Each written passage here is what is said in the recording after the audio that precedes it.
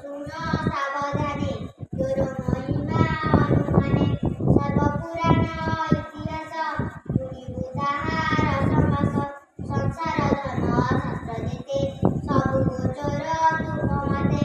ବ୍ୟାସ ମୁନିଙ୍କ ଶିଷ୍ୟ ତୁମେ, ଏ କଥା କଲେ ଜାଣୁ ଆମେ। ପୂର୍ବେ ଯେ ଥିଲେ ବ୍ରହ୍ମମୁନି, ତାଙ୍କ ବଦନୁ ଅଛୁ ଶୁଣି। ସକଳ ଶାସ୍ତ୍ର ତୁମ ତରି, ବେଦ ପୁରାଣ ଯେତେ କହି। ବ୍ୟାସଙ୍କ ଅନୁଗ୍ରହ ଘେନି, ସକଳ ଶାସ୍ତ୍ରେ ତୁମେ ଜ୍ଞାନୀ। ଦଇବେ ଅଛି ଏହି ମତି, ଯେ ଶିଷ୍ୟ ଗୁରୁ ରେବକତି। ଶିଷ୍ୟର ହୃଦେ ଦୟା ବହେ, ସକଳ ତତ୍ତ୍ୱ ଜ୍ଞାନ କହେ। ଏଣୁ ବ୍ୟାସଙ୍କ ଶିକ୍ଷା ଯେତେ, ପ୍ରକାଶ ଆମ୍ଭର ଅର୍ଗତେ। ବିଷେ ଏକାନ୍ତ ଶ୍ରେୟ ଯେତେ, ଏ ଜୀବ ତରିବ ଯେ ମାତେ। ତେଣୁ ତୁଟଇ ବିଷ୍ଣୁମାୟା, କହ ଆମରେ ଦେବେ ଦୟା। ଏ କଳି ଯୁଗେ ଯେତେ ପ୍ରାଣୀ, ଅଳ୍ପ ଆୟୁଷ ପରିମାଣୀ।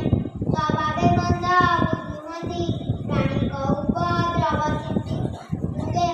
ଯୁଗ ବ୍ୟବହାର ପରିମାଣି, ସକଳ ଧନ ଆମେ ଜାଣି। ଏ ପ୍ରଶ୍ନ ଶୁଭ ଆମ ମତେ, ସାରରୁ ଧରି ତୁମ୍ଭ ଚିତେ।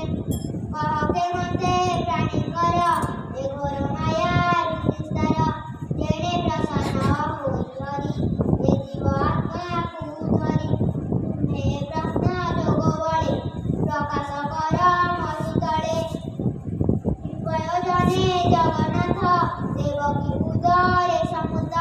ସେ ହେତୁ କହ ଶୁଦ୍ଧ ଚିତ୍ତେ, ଆମେ ପଚାରୁ ଜନହିତେ। ଘୋର ସଂସାରେ ପ୍ରାଣୀ ପଡ଼ି, ଆତ୍ମନିସ୍ତାର ପଥ ହୁଡ଼ି। ଯାହାର ନାମ ଉଚ୍ଚାରିଲେ, ସକଳୁ ତରି ଜାତି ଗଲେ।